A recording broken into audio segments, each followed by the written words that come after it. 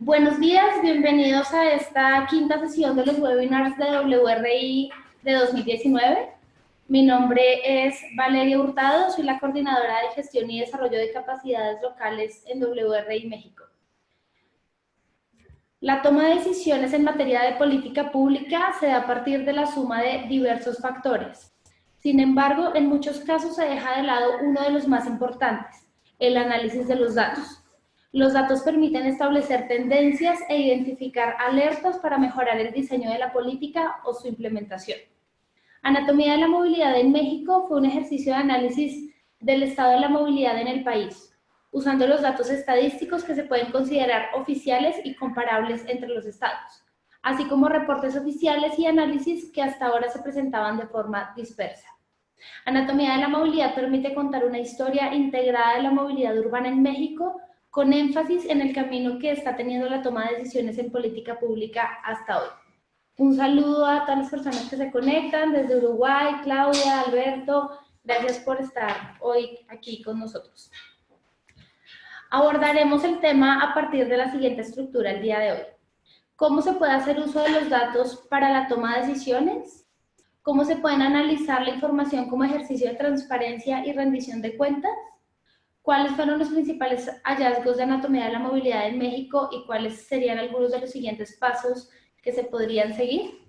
Les recuerdo que durante la sesión pueden ir haciendo sus preguntas a través de la caja de preguntas y respuestas y al finalizar la presentación vamos a tener un espacio para que nuestra ponente de hoy dé respuesta.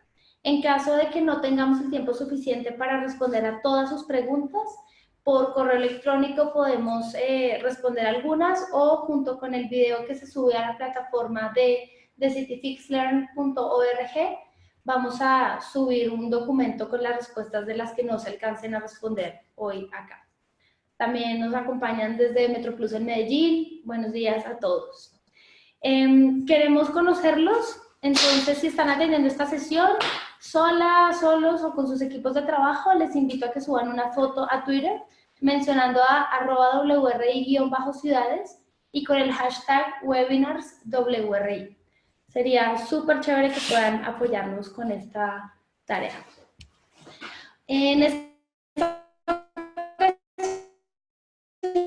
nos acompaña Gisela Méndez. Gisela se cuenta con una maestría universitaria de Arquitectura de Venecia. Ha sido docente en la licenciatura de Arquitectura y en cursos de maestría de Urbanismo, así como ponente a nivel nacional e internacional. Colaboró en la Secretaría de Desarrollo Agrario, Territorial y Urbano, SEDATU, coordinando la Unidad Técnica de Movilidad. Es autora y coordinadora del libro Anatomía de la Movilidad en México. Fue secretaria de Movilidad del Gobierno del Estado de Colima y directora de Investigación y Desarrollo de Capacidades en WRI México, así como directora general del Instituto de Planeación para el municipio de Colima. Actualmente, Gisela es fundadora y directora de Ensamble Urbano, consultoría en la formación y fortalecimiento de soluciones urbanas creativas y colectivas. Le voy a dar la palabra a Gisela, que está ahorita ya con su presentación. Bueno, muy buenos días. Muchísimas gracias por la invitación. Se me había olvidado que este seminario lo escuchan en toda Latinoamérica, entonces trataré de hacer un poco qué es lo que quiere decir Valeria con anatomía de la movilidad. Anatomía de la movilidad es un documento que hicimos aquí en México a través de la Secretaría de la SEDATU, la que tiene que ver con temas de desarrollo urbano y movilidad, para poder hacer como un corte de caja de dónde estaba la movilidad en México. Y esto lo pudimos hacer porque ahora en México hay ciertas estadísticas que hace algunos años no teníamos o que dependíamos de que las ciudades pudieran sacarla a través de metodologías que no nos podían hacerlo comparable, para poder decir dónde está la movilidad en temas de política pública, en temas de instituciones, avances legislativos, y sobre todo la inversión, dónde se gastó el dinero la federación o el gobierno nacional para poder promover la movilidad en México. Entonces, esos datos lo que hicimos fue hacer que contaran una historia y esa historia que ayudara a que se impulsara y avanzara en la discusión de la movilidad en México, no solamente a partir de una frase como debemos impulsar, no hay suficientes esfuerzos, no hay dinero que sea suficiente, sino ya a través de datos duros que nos permitan decir realmente no hay dinero, realmente no hay algún avance, dónde están realmente los conflictos. A 15 años de que empezamos este tema en México, realmente estamos todavía al inicio o qué es lo que tenemos que hacer. Entonces, lo que les voy a contar es justamente el valor de los datos en la toma de decisiones, y esto es a partir de contar una historia. Los datos, los que somos nerds de los datos o de las cosas técnicas, se nos complica muchísimo utilizar los datos para hacer que una persona que es política, que está en la toma de decisiones, que no es experta, pueda hacerle clic la historia y decidir que es prioritario y entonces asignar presupuesto, que es, digamos, que la última cadena de decisión que permite que algo se pueda hacer realidad. En México, a lo mejor lo que decimos es no hemos hecho el discurso lo suficientemente sexy para que realmente sea una prioridad. Entonces, mientras nosotros sentimos un sentido de urgencia, de que hay verdaderamente una crisis con respecto a la movilidad, en México todavía hay muchas personas que creen que esto es activación física, permitir que los ciclistas anden en las calles seguros y no necesariamente el tema global. ¿Qué es posible hacer con los datos oficiales? Es otra de las secciones que les voy a hablar y algunas sugerencias de análisis a través de los datos. Entonces, primero que nada, los datos tenemos que usarlos para que cuenten historias. Aun cuando nosotros vemos una gráfica de reparto modal y eso nos emociona, a un tomador de decisión, esa toma de decisiones no la va, o sea, esos datos no la van a emocionar si no les contamos una historia atrás de los datos. Entonces, lo que quiero hacer es contarles la historia de lo que vimos en México y cómo decidimos que eso debía ser contado para ver si podíamos encontrar una nueva forma de tener esos datos. Y en Anatomía de la Movilidad empezamos el libro diciendo que la movilidad en México es un reflejo de la desigualdad social que tiene el país. Y si tú ves reflejado y ves la historia que te cuentan los datos a través de la movilidad, te vas a poder dar cuenta que México ha estado invirtiendo por mantener las desigualdades sociales. Entonces, es demagogia el discurso de queremos tener un país inclusivo si no estás considerando justamente cómo estás invirtiendo y cuáles son los impactos que la movilidad está teniendo en la vida diaria de las personas. Entonces, la movilidad en México, la falta de atención de una política pública en México en temas de movilidad, no solamente genera desigualdad, genera inseguridad y sobre todo mantiene la corrupción a través de la ausencia del Estado de Derecho. Y esto quiere decir que tenemos que darle prioridad, no por un tema de apoyo a los ciclistas que hacen las rodadas o los peatones que están exigiendo cruces seguros, sino por un tema de recuperación del Estado hacia temas sobre todo de Estado de Derecho, de legislación, etcétera, etcétera. Y estos son algunos de los datos que permiten demostrar que eso puede ser posible. El reparto modal nacional, por ejemplo, nosotros creemos que todas las personas andan en vehículo cuando realmente la mayor parte, más arriba del 80% de las personas se mueve en medios sustentables, ya sea en transporte público, caminando o en bicicleta. Y solamente el 16% se mueven. Esto lo podemos hacer a través de las encuestas que tenemos actualmente, pero es ponerle los datos y el número de personas a este reparto modal. Lo que vemos es, y lo que decimos es, tenemos que reconocer que la mayor parte de la ciudadanía, de las personas en México, no se mueve en auto. Y si estamos priorizando justamente las inversiones hacia el movimiento de los vehículos, estamos solamente atendiendo a una pequeña proporción de la población. Y tenemos que empezar a pensar cómo es esa experiencia de viaje que les ofrecemos tanto a las personas que se mueven en transporte público como en caminando o a pie. Por supuesto, también los datos nos dicen que no necesariamente es una gráfica que te permite reconocerte dependiendo del estado en donde estés o la parte del país en donde estés. Al norte, los viajes son muchísimo más motorizados, el porcentaje de participación del vehículo particular es mayor, pero nunca va a llegar a ser mayor en su totalidad al resto de los viajes. Y sobre todo, los estados al sur, que en México tienen una condición más de desigualdad, de marginación, pues son los que tienen un movimiento muchísimo más amplio en temas de caminando a los principales viajes o en transporte público. Y esa diferencia es la que nos puede permitir diseñar políticas públicas dependiendo de las necesidades de viaje de cada uno de los estados. Por ejemplo, también en México, si nosotros hacemos ese reparto modal a nivel nacional, podemos ver que también la bicicleta empieza a levantar y a tener un porcentaje importante, particularmente de viajes al trabajo. Y cuando estas estadísticas las desagregamos por hombres y mujeres, podemos ver que hay brechas de género en el acceso a los diferentes servicios de movilidad. Un tema que empieza a saltar cada vez más es el uso del transporte escolar y de personal. Y esto se está empezando a dar por la ineficiencia o la falta de atención a la corrupción y a la falta de Estado de Derecho en el tema de transporte público.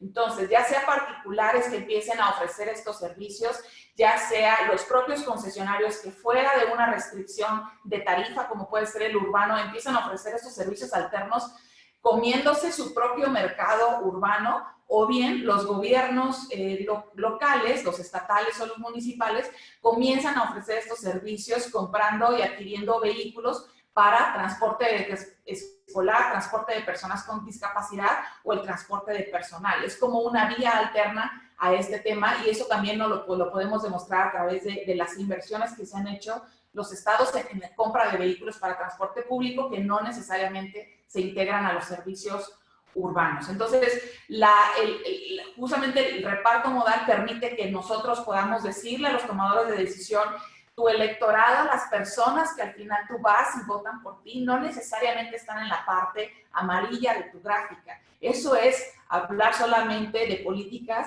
de un sector de la población que es pequeño y estás desatendiendo a los que tienen, digamos que la experiencia de viaje mucho más compleja.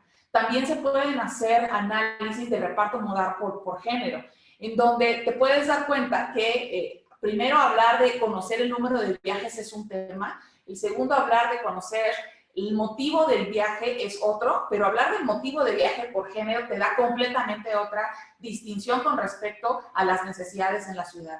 Como vimos en la lámina anterior, las mujeres viajan más a pie y en transporte público. Y esto lo hace también porque tienen una necesidad de moverse completamente diferente a la de los hombres. No todos salimos a las 7 de la mañana, 8 de la mañana y regresamos a las 6 de la tarde.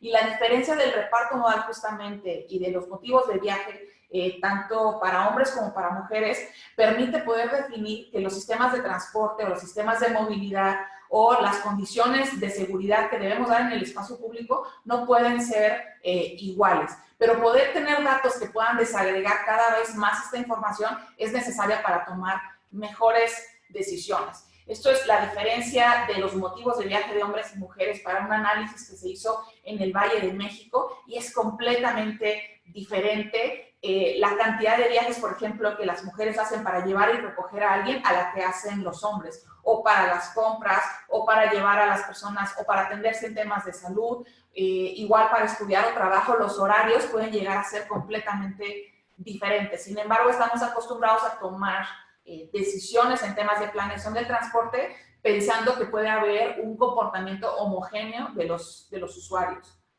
De la misma forma, esta falta de entendimiento del movimiento de los usuarios y del de creer que es la mayoría la que se mueve en auto, cuando los datos nos están diciendo que no, hacen que las inversiones estemos invirtiendo en incrementar la tasa de mortalidad por persona, por tipo de usuario en México en particular, y también por país. A nivel, esta es una gráfica a nivel nacional, pero se pueden desagregar a nivel estado, y tú puedes ver que mientras el reparto modal te dice que tienes la mayor parte de personas caminando a la escuela, que son personas vulnerables, que son personas de 3 a 15 años, que van generalmente acompañadas por alguien, y esta gráfica te dice que generalmente ese acompañamiento lo están haciendo las mujeres. Aquí la tasa de mortalidad lo que te dice es que a esas personas las está matando tu política pública.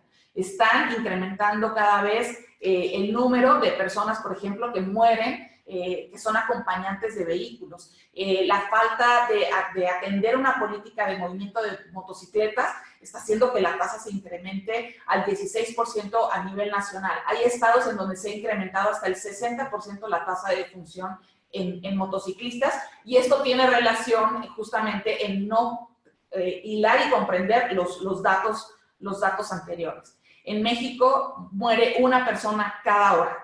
Y esto es importante porque es más fácil poder visualizar que cada hora, al terminar este seminario, habrá muerto una persona en México, y al final de la jornada habrán muerto 8 personas más, y al final del día,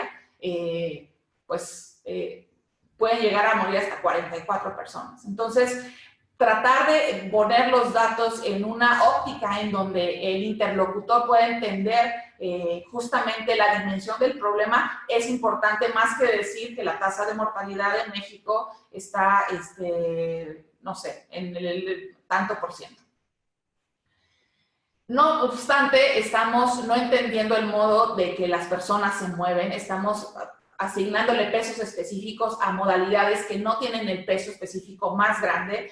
Estamos invirtiendo para que las personas más vulnerables mueran. Estamos haciendo también que las personas más vulnerables paguen y saquen más de su bolsillo para poder moverse. Esto es la gráfica del gasto familiar. Es una encuesta que sale de una encuesta de ingresos y gastos en la Ciudad de México por hogar. Y ahí lo que vemos es que en transporte es el segundo concepto de gasto después de la alimentación. Una persona puede llegar a gastar, una familia puede llegar a gastar hasta 5,400 pesos, que en dólares serán como unos $250 más o menos, en transportarse. Y sobre todo que estas personas gastan más en transporte, y en un transporte del 55% que les mostré antes, un transporte que es con una experiencia de viaje no la mejor.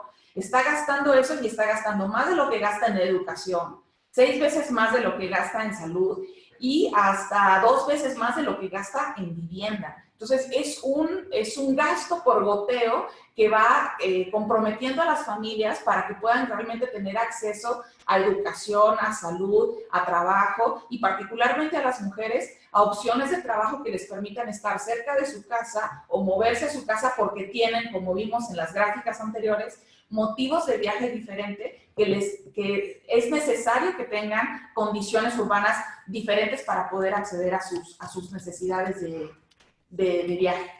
Y esto lo estamos atendiendo como política pública, invirtiendo en quien menos lo necesita, en los vehículos. Esto es un análisis que se hizo de la cuenta pública nacional, analizando todo lo que se gastó la Federación del 2013 al 2017. Cada vez que decimos, no hay dinero para la movilidad, no, hay un montón de dinero para la movilidad. Nos gastamos casi 40,000 millones de pesos en movilidad. Y nos gastamos eso en pavimentaciones, repavimentaciones, bacheos, asfalto, sin considerar banquetas, espacios públicos, zonas de infraestructura ciclista y, sobre todo, transporte público. Son 40,000 millones de pesos, y ahora sí la mente no me da para sacarlo en dólares, pero sobre todo invertimos estos 40,000 millones de pesos, que sí hay, para construir, no para hacer estudios o proyectos, no para dar mantenimiento, no para adquirir mejoras en lo que ya tenemos. Entonces, lo que ves reflejado aquí es que no solamente estamos atendiendo un sector de la población que no es mayoritario, que no tiene los problemas, que no está necesariamente con esa urgencia, y ahí estamos poniendo todo el dinero que tenemos, porque es una decisión muchísimo más fácil pavimentar que convertir un área peatonal o reubicar, rediseñar una sección vial para darle espacio a todos. Entonces, ¿qué hacemos para ofrecerle transporte público de calidad a este 55% de personas en México que se mueven todos los días. Estamos ofreciendo un sistema de transporte que puede jugar bajo las reglas de la informalidad. El INEGI me lo contestó oficialmente por Twitter, considera al transporte público concesionado, hombre, camión o taxi, como una unidad económica similar a un puesto ambulante. El INEGI no contabiliza cómo está trabajando el sector público en temas de movimiento de personas cuando es el 55% de la población que movemos en estos servicios concesionados por el Estado. Es como si le diéramos como Estado le diéramos una concesión para que cuide a 50 millones de mexicanos todos los días a alguien que solamente tiene un puesto ambulante. Eso es lo que nos dice el INEGI al momento de decidir que esas personas no las puede censar. No puede ver cómo están gastando cuando es un servicio público que está concesionado. El concesionado quiere decir que tienen un contrato público-privado con el gobierno de una responsabilidad que es de gobierno para poder hacerlo.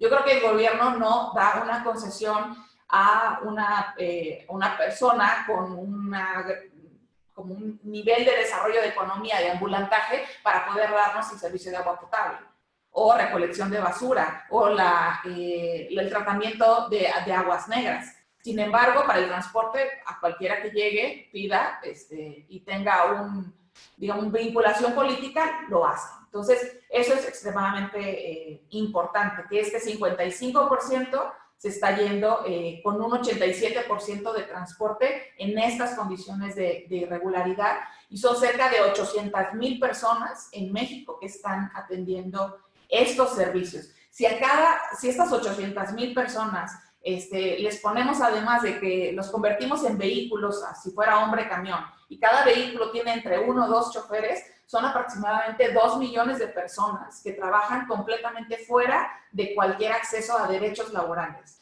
Y son 2 millones de personas que no van a tener pensión, no tienen seguridad social, no tienen vacaciones, no tienen horarios, tienen condiciones de esclavitud moderna para poder prestar un servicio de transporte que está completamente desregulado.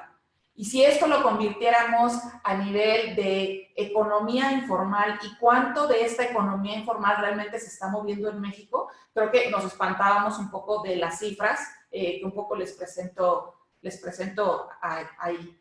Por ejemplo, si son 49,000 millones, casi 50,000 millones de pesos que se generan de forma informal a través de servicios de transporte colectivo, eso es similar a lo que invertimos en pavimentar todo México en el periodo del 2013 al 2017. Esto quiere decir que no es un sector de economía menor y que es un tema que se tiene que atender.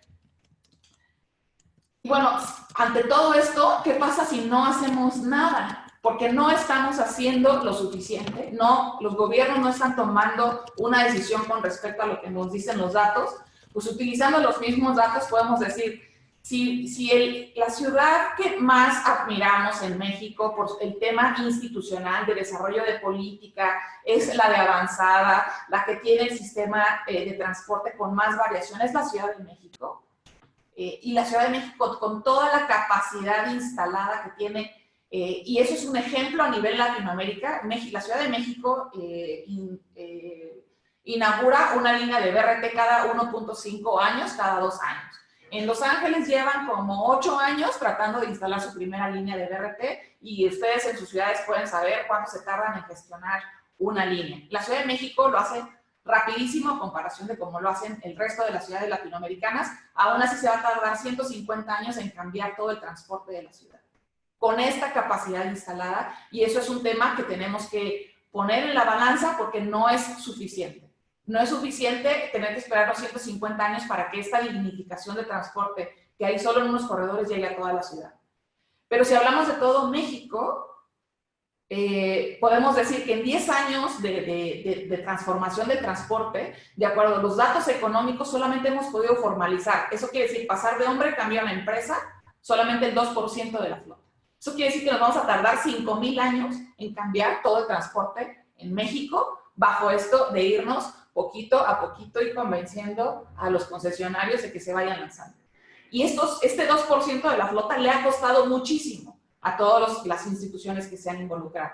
Y son 5,000 años los que tenemos ahí. Pero bueno, si solamente nos pasamos a los servicios de transporte colectivo, que son 11% de los vehículos, que son 150,000 vehículos, nos vamos a tardar 900 años. O sea, ya no son 5,000, porque a lo mejor ya ni siquiera existimos por el cambio climático, pero yo creo que tampoco nos vamos a existir en 909 años.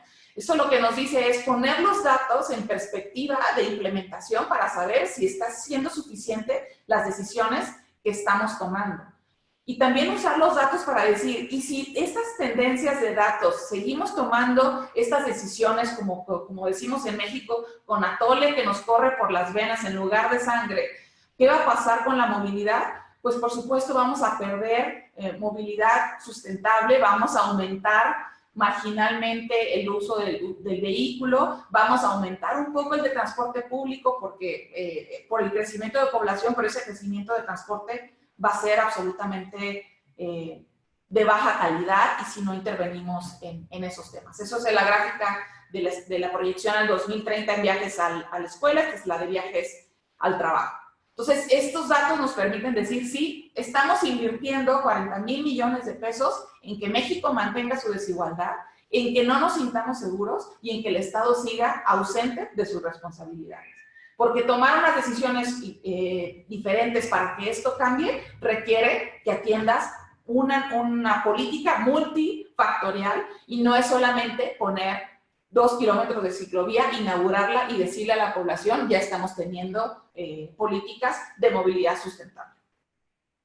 Entonces, ¿qué podemos? Esta es la historia que a través de Anatomía de la Movilidad tratamos de contarle a México y a cada uno de los estados.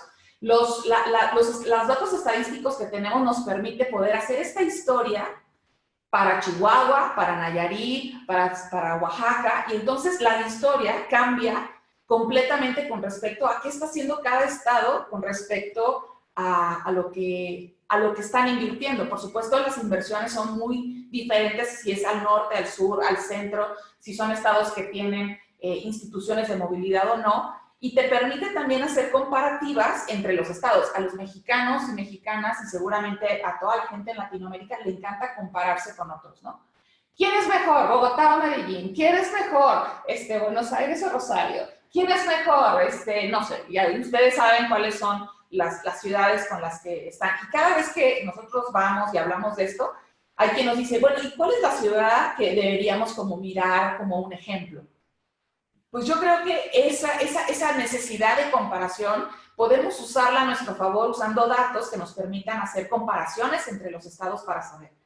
En México, las fuentes de información que los nerds del transporte y de la movilidad decimos, es que no hay encuestas origen y destino.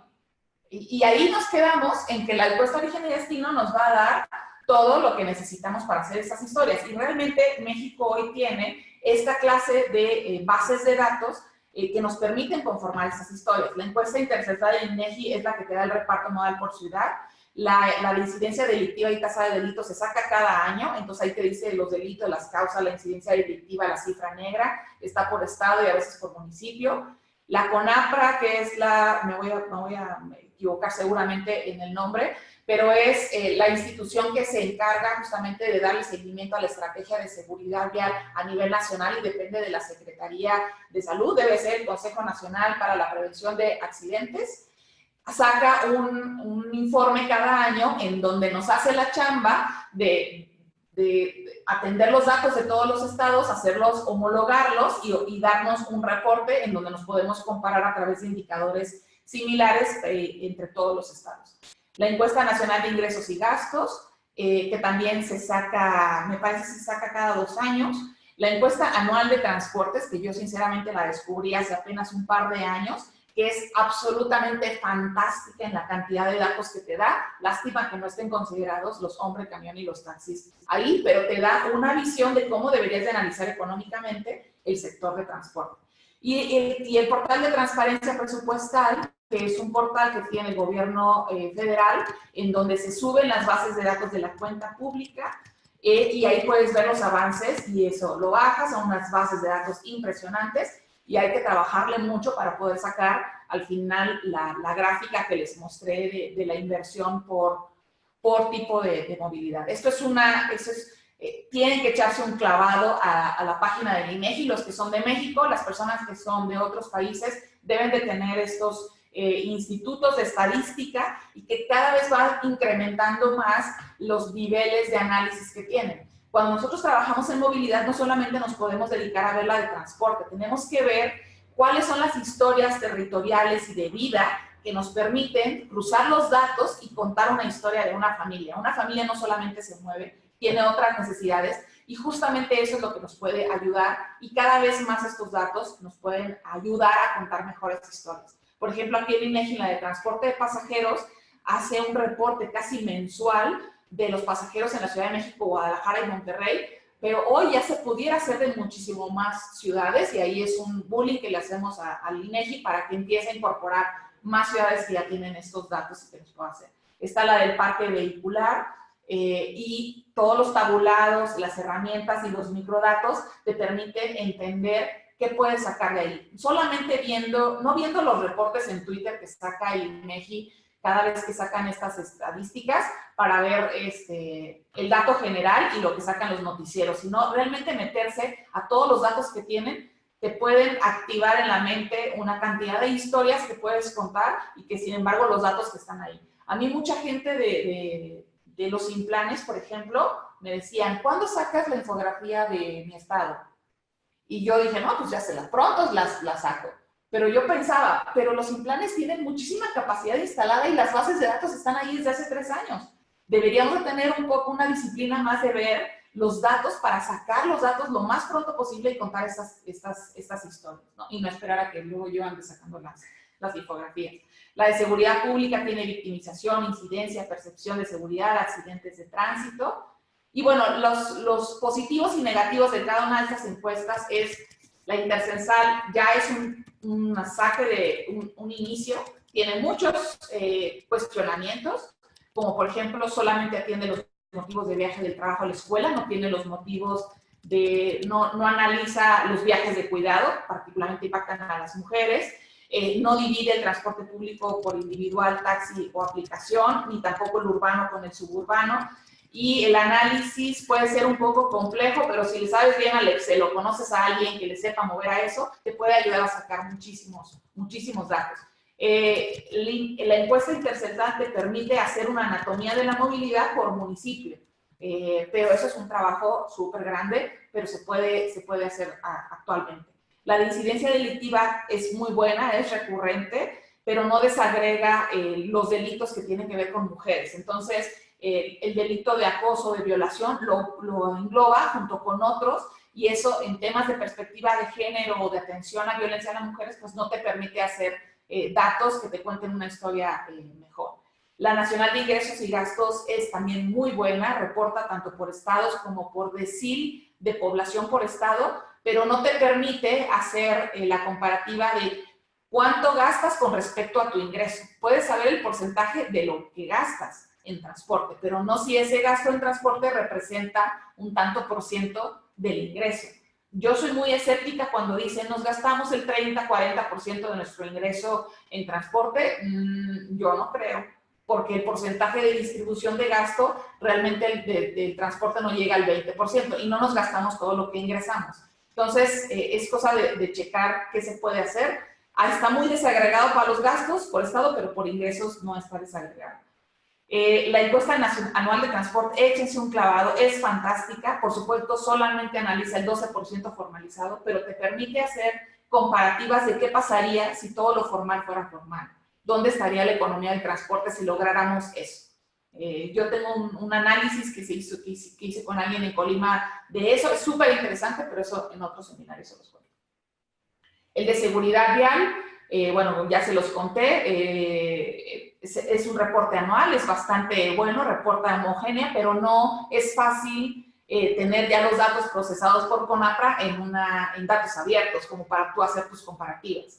Entonces, realmente no me he clavado a revisar la página de datos abiertos de la Secretaría de Salud, pero ya el informe digerido como lo pasan ya es bastante bueno. Y el de transparencia presupuestal es muy bueno, tiene datos de gasto y de cuenta pública de más de 10 años, pero no puedes hacer comparativas porque la ley de, me parece ser que es la de la homologación contable y el modo en que tú reportas tus gastos que Hacienda cambió apenas en el 2013. Entonces, de aquí que se homologan todos los estados y reportan de forma similar, pues no vamos a poder comparar mucho. Por eso la comparación de anatomía la hicimos del 2013 en adelante, porque hacia atrás los datos no nos dejaban hacer comparaciones a nivel de estados. Tienes que conocer bien las reglas de operación de los programas, de los fondos, entender por qué cada campo de la base de datos se integra así, tratar de entender desde un gobierno local por qué está integrando un proyecto de este modo para que puedas hacerlo. Me lo voy a pasar muy rápido. Esta clase de bases de datos lo que puedes hacer es sacar encuestas, o sea, comparativas de reparto modal. Esa es la de caminando, esa es la de bicicleta. Estas gráficas son muy poderosas en cuanto a posicionamiento de estados. Puedes sacarlo a nivel municipal. Esta es la de Colima. Por supuesto, como yo soy de Colima, sí me clavé en los microdatos de la encuesta intercensal de mi estado, pero cualquier estado pudiera sacar este tipo de gráficas. Hacer proyecciones, como se les había mostrado en el tiempo, considerando algunas variables. Aquí necesitan un economista que les sepa las proyecciones y a las metodologías, pero es posible hacer esta clase de proyecciones para contar una historia. Se pueden sacar las distribuciones de inversiones, en este caso para movilidad, por los ramos o por los programas. Puedes saber cuáles son los programas que más invirtieron o los fondos que más invirtieron en temas de movilidad. Por ejemplo, ahí aparece CONACYT, que no tiene por qué andar financiando pavimentaciones, y así salió. La participación de los ramos por tipo de movilidad, si es ciclista, si es de transporte público. Puedes sacar cuáles son los que más financiaron temas de movilidad. Hay un mito de que el Fondo Metropolitano va a salvar nuestra vida en México, y no es así. Tenemos que estar preguntando si otros fondos, que son los que más invierten, van a cambiar sus reglas. El Fondo Metropolitano realmente es apenas un 7% lo que aporta para temas de movilidad. En cambio, otros fondos como el FAIS, pues llegan a aportar hasta el 23%, ¿no? Otro, por ejemplo, la encuesta anual de transporte te puede dar la distribución justamente del transporte y del transporte urbano. Te puede, el análisis del PIB de las cuentas nacionales te puede dar esta clase de análisis, dónde están los comercios, dónde está el transporte con respecto a otros servicios económicos. Los censos económicos te dan justamente cómo cada empresa o unidad económica se está gastando o está haciendo sus economías internas.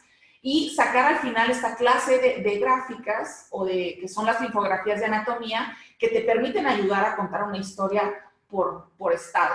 Ya tenemos publicadas las 32 en México, pero esta clase de cosas realmente ayudan a mover la dinámica en los municipios, en los estados, para decir dónde estamos y qué tenemos que hacer. Mi recomendación final es: necesitas entender la necesidad de tu interlocutor. Si es un político, es un gobernador, es un secretario de movilidad, es un secretario de finanzas, un presidente de la República, entender cuáles son los temas sociales que son sensibles y construir la historia a partir de ahí. Tienes que cuestionar los datos y la metodología. Si nosotros nos vamos de calle así diciendo la encuesta intercensal es lo máximo hoy porque nos permite analizar y comparar México, pero no es lo máximo todavía en metodología. Tenemos que cuestionar y hacer que las metodologías de los datos mejores. Vincular la historia a los sentidos de urgencia, no contar historias que a lo mejor no nos permiten que se tome una acción de inmediato. Entonces tenemos que tener esa sensibilidad política de identificar estas cosas. Asesorarte de personas expertas en la materia. Entender la encuesta anual de transporte, la nacional de transporte, requiere que tengas a un economista que entienda, yo que soy arquitecta, que no entiendo mucho de economía, que te pueda explicar bien qué quieren decir los datos atrás para poder tú construir una historia política en ese sentido. Justificar siempre las metodologías que utilices. Muchas veces me han dicho, sí, pero nosotros en el Estado tenemos un reparto modal diferente, que hicimos una encuesta, y yo dije, fantástico, úsenlo, pero justifiquen su metodología para poder hacerlo. Y bueno, comunicar efectivamente a través de la vista. Nosotros somos visuales como humanos, y es mejor presentar hacer una buena infografía, una buena presentación de datos visual para que realmente tenga ese impacto en lugar de presentar matrices enormes para que nuestro interlocutor sea quien encuentre la historia. La historia te la tenemos que dar ya más digerida. Y bueno, espero que eso les pueda ayudar a hacer los datos en sus ciudades. Gracias. Gis acaba de terminar su presentación impresionante, hay muchísimos comentarios, gracias a todos por sus comentarios positivos y los invito ahorita a que las preguntas que se hagan sean únicamente a través de la caja de preguntas y respuestas. Entonces, nos pregunta Xochitl Marmolejo, en una ciudad fronteriza donde su constante es el transporte de carga, ¿cómo se puede jerarquizar o adecuar espacios con respecto a peatones, ciclistas y el transporte público para evitar la inseguridad vial? Bueno, el transporte de carga es un tema, si el transporte urbano está un poco olvidado de los temas de política pública, el transporte de carga está 10 años más olvidado. Entonces, sí es importante empezar a hablar de temas de carga. Lo que tenemos que tener es realmente una política pública que permita definir qué es lo que queremos de gestión de la carga en nuestras ciudades. En algunas ciudades, primero hay que entender qué tanto de este porcentaje de personas, de cosas que se mueven en horarios, en tipos de vehículos, cuál es realmente el diagnóstico del movimiento de carga en nuestras ciudades. Esto todavía no lo tenemos. Poder definir quiénes son los prestadores del servicio de esta carga, qué tanto participa el servicio, el sector privado en esto, cuáles son las necesidades, dónde están los orígenes y destinos de la carga, cuál es ese volumen cuando está consolidado o desconsolidada, para entonces cruzarlo justamente con el movimiento de personas y tratar de evitar lo más posible que existan estas condiciones de inseguridad. Es muy complejo el tema, pero es un llamado a la necesidad de empezar a ver la carga tan importante como mover personas en la ciudad. Bueno, nos pregunta Carlos Romero, estas son algunas preguntas muy específicas para México porque los datos que se presentaron pues efectivamente son de México, pero espero que el resto de la audiencia latinoamericana pueda utilizar esto como un referente. En estos recursos para la movilidad, 14 ramos y 71 fondos y programas, ¿qué porcentaje es en obras para el coche? Creo que lo presentaste en una... Sí, la mayor parte, o sea, sube del 70%, pero eso es una segunda temporada que voy a hacer de infografías de anatomía, porque, por ejemplo, el ramo que más invirtió en movilidad sustentable, si yo quito el 33 y el 23, que son los que predominan, que tienen el 80% de la asignación a los municipios, y dejo los de, por ejemplo, el de SEDATU, el de salud, el de medio ambiente, fue el de turismo. O sea, si tú querías invertir en ciclovías, no tenías que irte a la SEDATU, tenías que irte a la Secretaría de Turismo, porque esa fue la secretaría que realmente en esos últimos años invirtió más en temas de movilidad y espacio público. Pero, como te digo, como estamos endiosados con el Fondo Metropolitano, pensando que es el que decide y que nos permite hacer inversión, nos olvidamos que hay otros fondos, otros programas que tienen otros objetivos que pueden vincularse a nuestra necesidad de movilidad.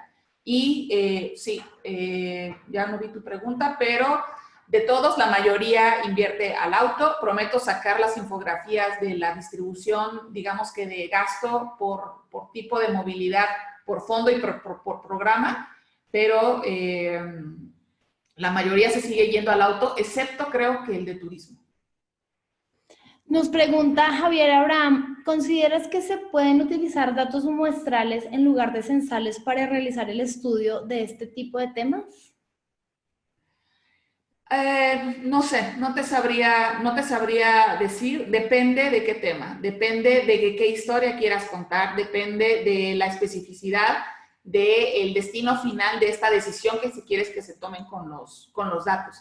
Si es un tema muy general y realmente quieres hacer una perspectiva general, pudiera aventurarme a decir que sí. Si es para que se tome una decisión de financiamiento, de atención de programas, de definición de programas y políticas, creo que tienes que hacerlo en la base de datos que te lo dé más específico.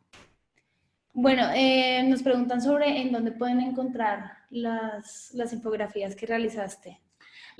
Si buscan en mis redes sociales, tanto en Facebook como en Twitter, Gis Méndez, ahí las encuentran. Y y ahí andan rolando por todos lados. Luego ya vi que algunos gobiernos las usan para sus promociones de política, lo cual me da mucho gusto, aunque no haya recursos. Pregunta Igor Jiménez, ¿cómo se puede acceder a la encuesta Origen-Destino en México? La encuesta intercensal está en la página del INEGI. Tienes que buscar la encuesta intercensal de México, que es la de 2015. Esa es la que te puede dar estos datos de reparto modal que presenté. Bueno, esta es una pregunta que me surge más bien a mí porque tenemos una audiencia latinoamericana bastante grande. Y es, ¿tú crees que observatorios de movilidad a nivel municipios permitirían que también hubiese como una fuerza mucho más grande a nivel Latinoamérica para poder comparar no solamente países, sino ciudades de todo, no solamente ciudades de un solo país, sino de realmente toda la región?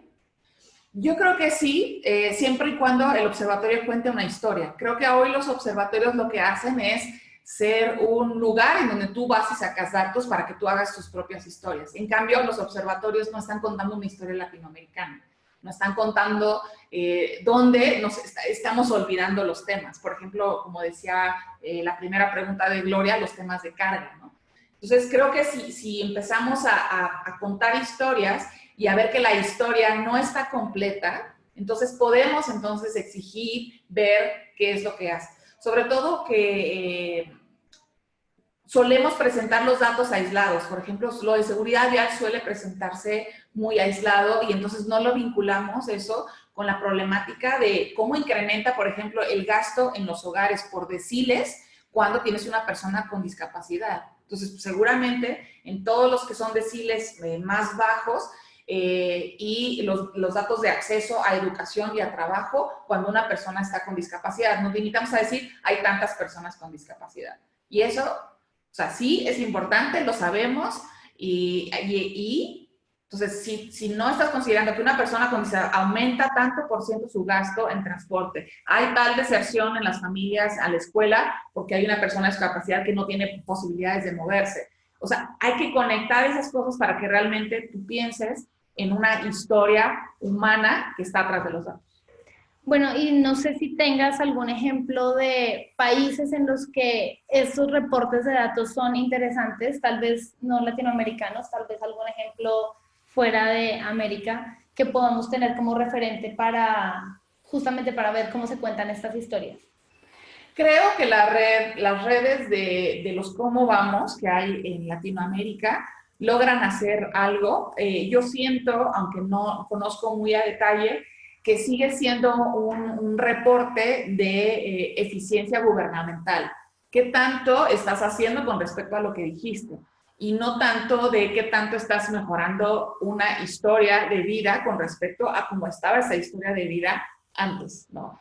Entonces, creo que es un buen ejercicio, pero tenemos muy poco tiempo todavía en hacer estos datos. El INEGI en México está incrementando cada vez más los datos que tiene. Esperemos que con este gobierno pueda tener recursos para seguirlos haciendo, pero es importante que nosotros empecemos ya a conectar las historias con los datos que tenemos.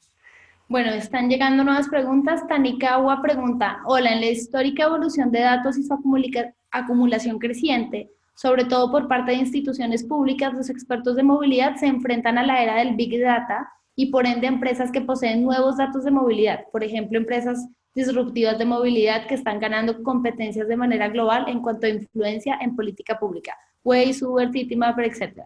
¿De qué manera se pueden mezclar estos datos? ¿Qué historias nos cuentan estas transformaciones en cuanto a gobernanza de datos y sobre todo a negociaciones entre gobiernos y empresas privadas? ¿Qué tan útiles y pertinentes son? Si pueden ser complementarios o antagonistas. O sea, es bien importante, pero tenemos que reconocer que hay muchos estados que ni siquiera tienen un registro de concesiones confiable en una base de datos de Excel de última categoría.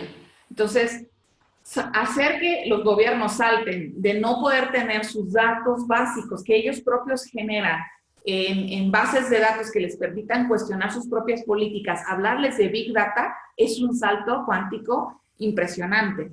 Este Big Data, por supuesto, se está siendo aprovechado por las empresas privadas que tienen otra dinámica justamente y otra cultura institucional en el manejo de los datos y se están aprovechando justamente de la generación de datos para generar negocio. Sin embargo, si nos vamos a la gráfica del reparto modal, y vemos que el 55% se mueve en transporte público y casi el 30% en peatones, ese Big Data, no hay Big Data de estas personas.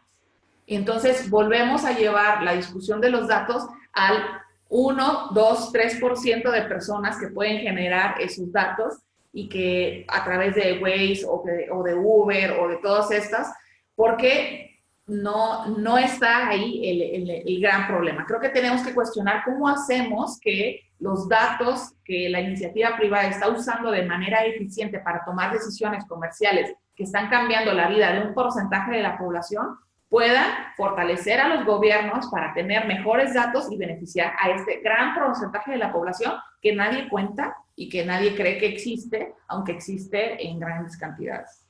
Bueno, vamos con estas últimas dos preguntas.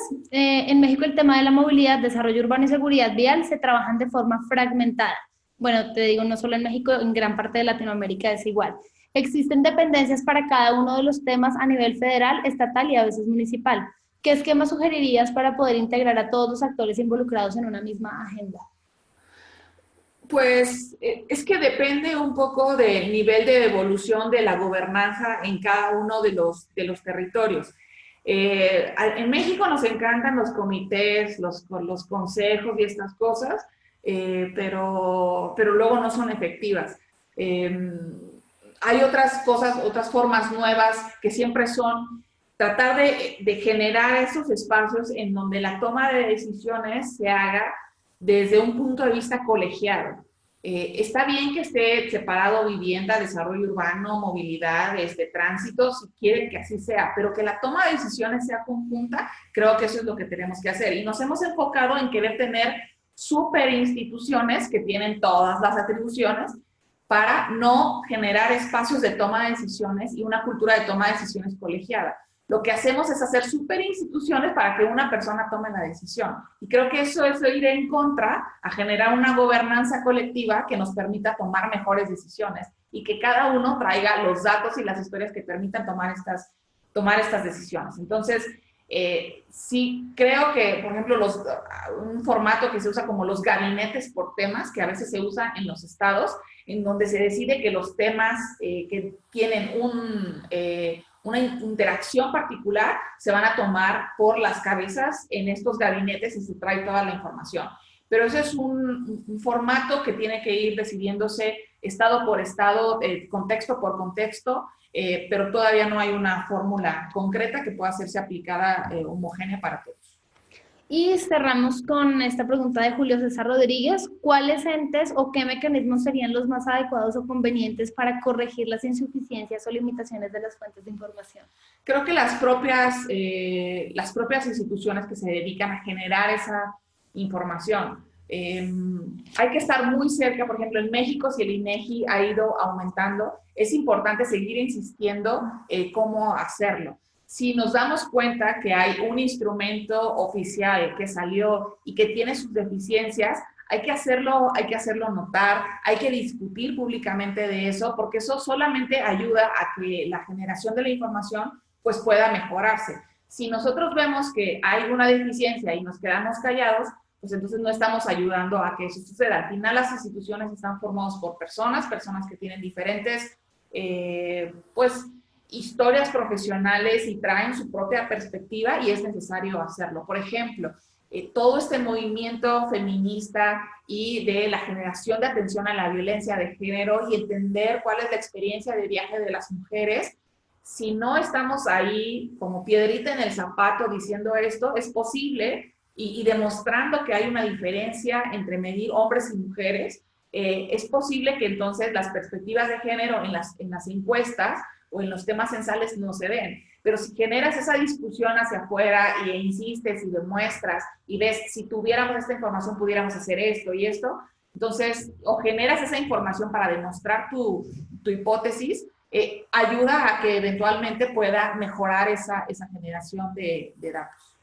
Bueno, Gis, muchísimas gracias por habernos acompañado hoy. Siempre eres bienvenida en este espacio que además creaste tú misma. Entonces, muchas gracias por acompañarnos. A todos los asistentes que estuvieron hoy con nosotros, les agradezco su participación y les invito a nuestra próxima sesión el 11 de abril, en la que nos acompañará Aldo Cerezo y Sebastián Hernaus para hablarnos del estudio de caso de la herramienta Google Transit Speed Specification, mejor conocida como GTFS, para sistemas de transporte. Seguimos hablando de datos en nuestro próximo webinar. Con el objetivo de mejorar nuestros webinars, les invito a llenar una breve encuesta que les enviaremos por correo electrónico al finalizar la sesión. Y si quieren conocer más sobre nuestra oferta de capacitación, tener acceso a esta presentación y al video de YouTube que generamos después de cada webinar, pueden registrarse en nuestra plataforma de conocimiento global de cityfixlearn.org y seguirnos en nuestras redes sociales en Facebook WRI México-Ciudades y en Twitter @WRI-Ciudades. Muchísimas gracias por su participación.